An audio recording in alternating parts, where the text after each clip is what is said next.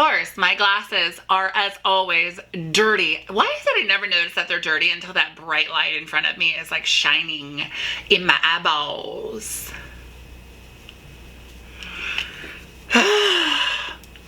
So here it is, lovelies. This is, oh. I think I might need new glasses. Let's see if I can find a rag to clean them. P.S. I don't normally just have like these cleansing cloths lying around, but I believe that these are from cases on my iPhones from that glass thing. Yeah, like that. The one that broke. Yeah. The iPhone that just sits there. Mm-hmm. Okay. As always, we all know how I'm going to start this.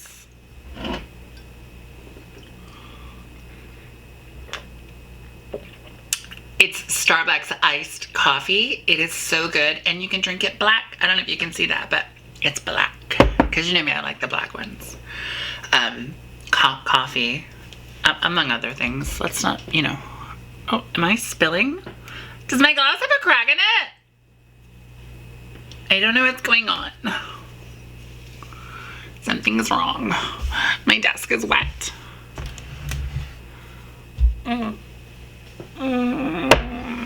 Maybe there's water in the thing. I don't know. Okay, why do you make Starbucks? You're Starbucks. Why do you make these glasses with these stupid things in the bottom? You can't make a glass that's like fully a glass? Like, are you that cheap? Just saying. Just saying. Like, make a glass that has a bottom, These ones break. Actually, my favorite polka dot one broke because I put an ice cube in it and it fucking broke. Okay, so this is our very last Sober Friday of 2016. So I thought that we would do a very, very quick year in review. And I have to tell you, looking online right now, I am incredibly disappointed in the media. So on the Los Angeles Times, so the top 10 celebrity stories, Leslie Jones, Sharon and Ozzy Osbourne, Taylor Swift and Calvin Harris, Kesha and Dr. Luke. How does the story of Kesha being raped by her producer only make it to number 7? I get it. This is what people are searching for, but this is a pretty important story. Having a celebrity stand up to a producer the way that Kesha has with regards to Dr. Luke, I think is really important. And it's so important that we support survivors. Notice I did not say victim. Survivors. Because I think that victim has a negative connotation in the sense that when you call someone a victim, they immediately want to be like, oh, save me. Okay, well, they already saved themselves when they spoke out, and they already saved themselves when they survived. So I hate the word victim, so I like the word survived. That's what I'm going to use. When she survived what happened with Dr. Luke, I think it's so important when celebrities come forward because, we oftentimes put celebrities on these pedestals. And in doing so, we forget that they're also human. And yeah, so Kesha, I am deeply saddened by what happened to you, but I am so proud of your strength in standing up and saying something with regards to this. So many other young women out there in the world and young men are willing to stand up against their abusers because of you standing up against yours. And so I say to you, thank you. But this is number 7, and the number 1 story is Kanye West and Donald Trump. Now, this is a celebrity one. I thought I would start this off nice and light because you probably don't know where I'm going with this, but yeah. So that's that. We're going to move over to the Chicago Tribune. The top stories of 2016. I'm going to read the first 20. And if you'll notice something. So, the number 2 story, number 1 isn't on here apparently. It just goes, look out. Okay, whatever. Is the Dubai high-rise fire. That's a number 2 story. Number 3 is the ranching standoff in January. Number 4 is the executive action on guns. Very important. Number 5 is the Mideast crisis, Saudi Arabia. Number 6 is the Powerball madness. 7 is the Americans freed by Iran. 8 is the Michigan water scare. How is it that the water scare is so far back after the Powerball thing? Number 9, Sean Penn secretly interviewed El Chapo. Okay, so this I actually think was a great story. I've loved Sean Penn since he beat up that photographer when he was married to Madonna. So yeah, I've loved him ever since. Yes, he has anger issues, I admit that, but I think this is a great story. I think the way that he did it, I think the fact that he was able to do it kind of says something about him as a person. So, the number 10 story is David Bowie dies. 11 is Hong Kong riots. 12 is the Iran sanctions lifted. Number 13 is the Pope and his historic visit to the United States. Number 14 is Einstein's prediction confirmed. Number 15, the Oregon standoff.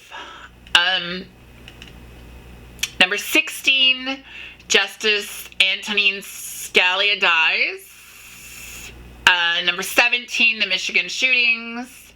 Number 18, Justice speaks. Number 19, Erin Andrews awarded $55 million. And number 20, student sentenced to 15 years hard labor. Okay, so now I'm going to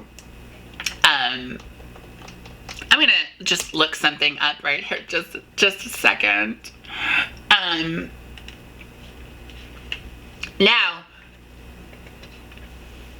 we need to discuss 2 things that are missing from the top 20 of that list. Wait, should we go to another one?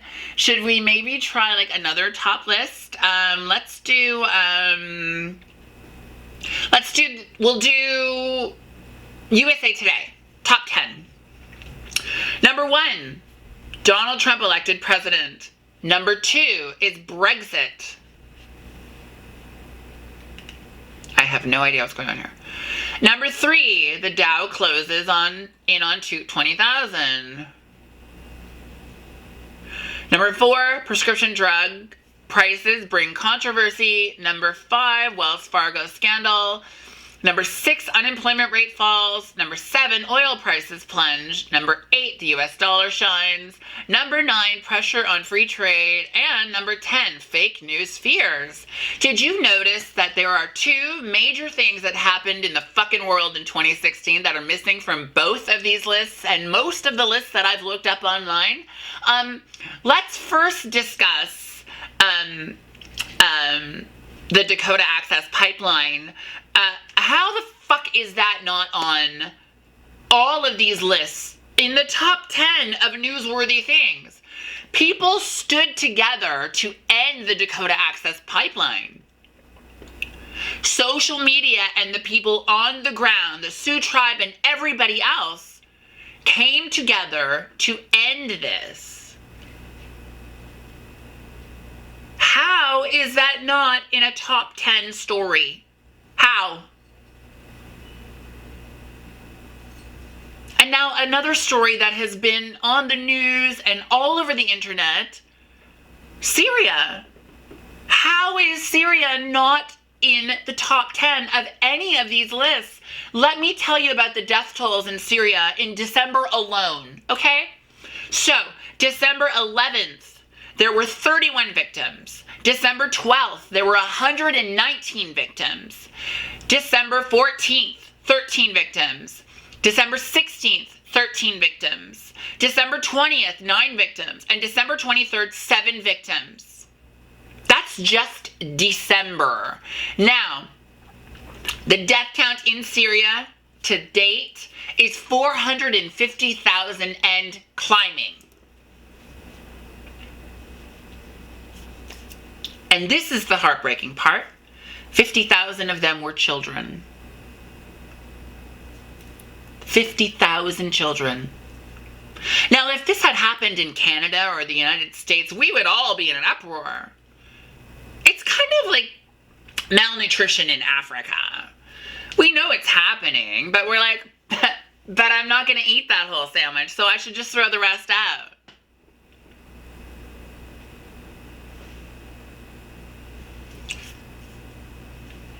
When are we going to get to a point in this world that we realize that we are one?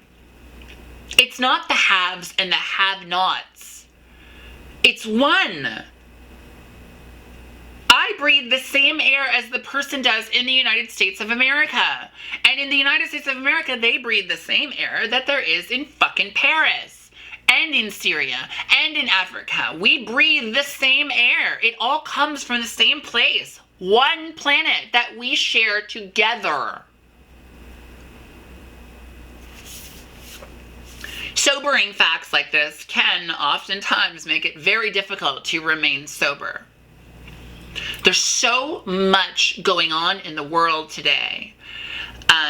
Bombings and war and famine and everything else, that it makes it difficult to stay sober, especially if you are an empathetic person like myself, who I try not to just care about myself, and I do try to put myself in other people's shoes, and I want everyone to be healthy and happy.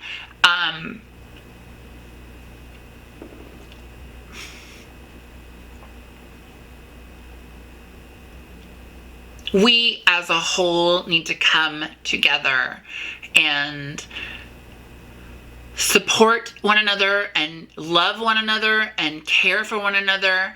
And yeah, I really, really desperately wanted to talk about those things, because as a person who has a platform, we all know that I like to make sure that I use my platform to address certain things that I feel are just not being addressed, like mental health and addiction and things going on in other parts of the world that I feel the mainstream media is just not paying attention to.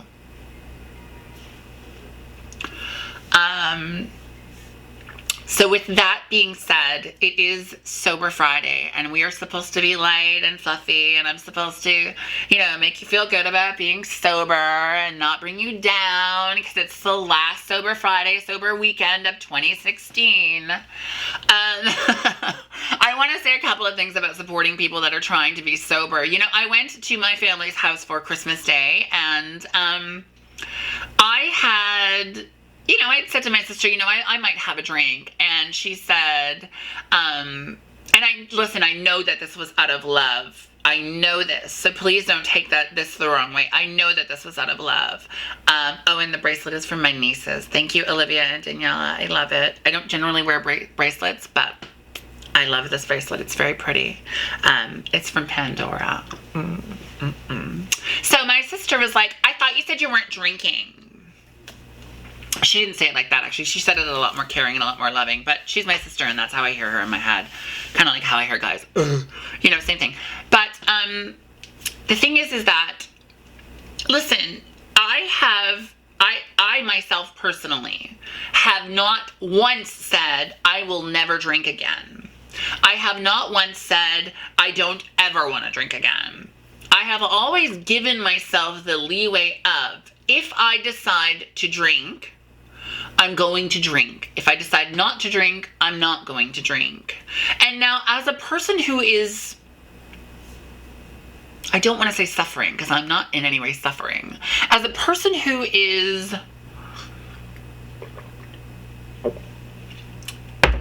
dealing with addiction, i.e. alcoholism, I think think it's really important to not be so condescending towards me.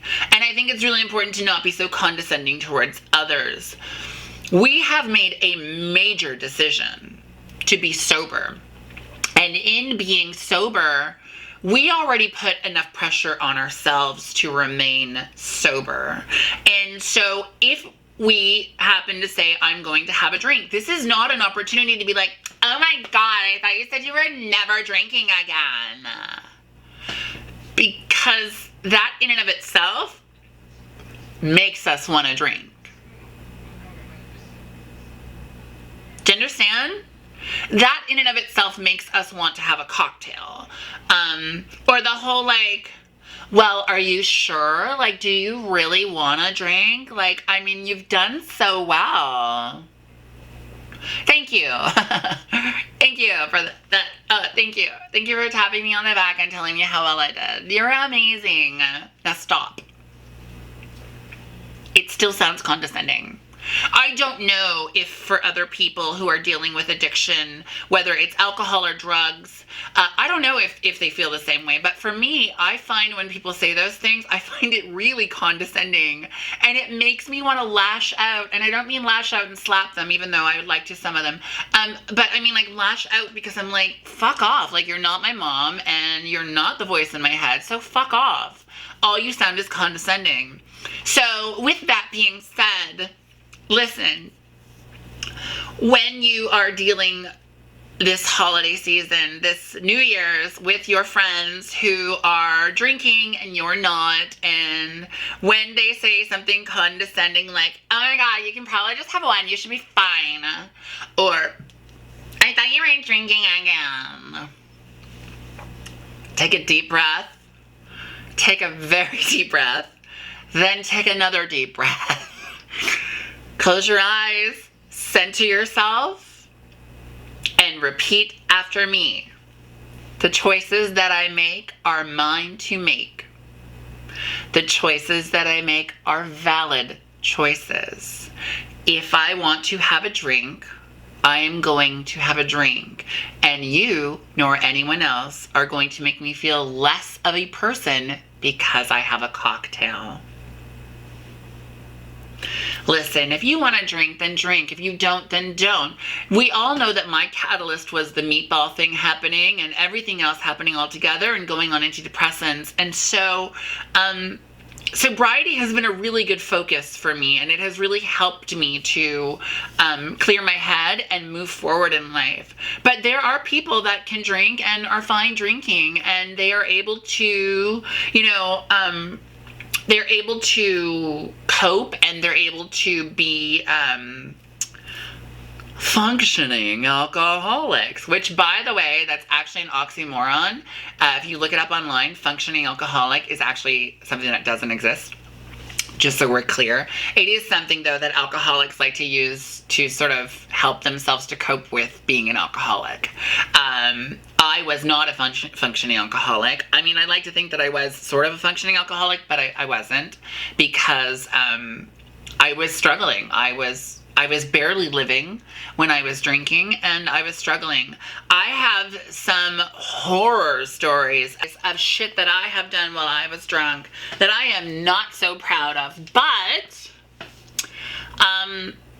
I feel like my being open about the stuff that I've gone through will help other people to cope. So coming in 2017, during Sober Fridays, I will start talking about some of the fucked up shit I did while I was drunk, and hopefully in some way my being open and honest about the stuff that I've gone through will help you to realize that you're not alone. Listen, we don't want to talk about leaving our kids in the car while we went in and had a drink. We don't want to talk about, forgetting our dogs outside. You know what I mean? We don't want to talk about those things, but I think that it's important for us to talk about those things. I think it's important for us to have an open dialogue, because the problem is that there is so much shame based in being an alcoholic, and we don't want to talk about it. And my whole purpose of being so open and honest with all of you is that I want you to talk about it. I want to end the shame involved with drinking and being an alcoholic, because once we end that shame, I feel like we'll be able to get help. I hope that each and every one of you watching had a spectacular 2016. And if you didn't, remember this, that when you go to sleep and you wake up tomorrow, or when you go to sleep tomorrow and you wake up in 2017, it's a new day. It's a new year. Every day you wake up, you have an opportunity to start over and to start fresh. And I have faith in you. I have faith in you. I just wish that you had faith in yourself and your abilities to do this. Like I always say, look, if you want to have a drink, if watching me makes you need a cocktail, then be my guest. Have a fucking drink. Have 2, have 3 for me. God. But yeah, I mean, oh my God, I totally forgot this. So,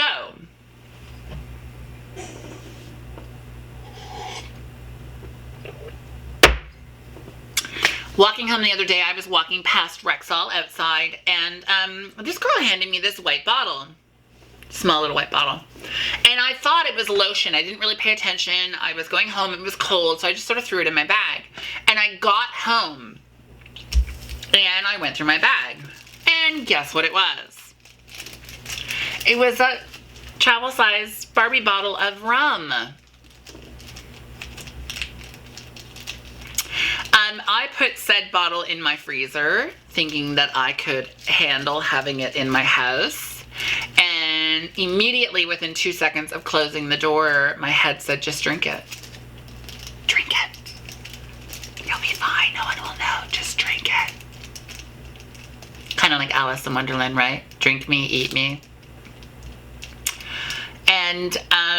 And so I poured it out. I immediately pulled it out of the fridge and poured it out. It's funny that I could have wine around the house, which I never really liked drinking wine, so it makes sense. It's funny that I could have wine around the house, but I couldn't have rum, because rum was one of my favorite things to drink. And so, holding myself accountable, I didn't want to have it in the house because I feared that I would have a moment where I was upset or happy or anything else, and I would drink. And so I poured it out. When it comes to this drinking and whatnot, I want you to do yourself a favor, and I want you to listen to yourself. It is so important to listen to yourself. The voice in my head that used to say a long time ago, you're going to fuck up, you can't do this, now is one of my biggest champions. That voice in my head, when I put that rum in the freezer, said, do you really want that there? Do you need that there? Oh, you're going to save it for a friend? Or you're going to drink it yourself? Be honest. And in my honesty, I realized that I was probably going to drink it myself. And I don't want to drink just yet. Like I always say, I don't know when I'm going to drink. I don't know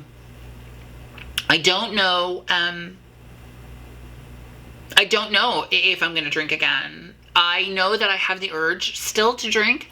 I still know that I cannot go into the LCBO as of yet.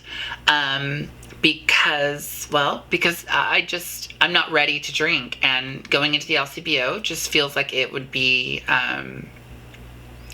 courting a bad decision, and I don't want to do that. Not that drinking is a bad decision, again, but for me, always for me, right?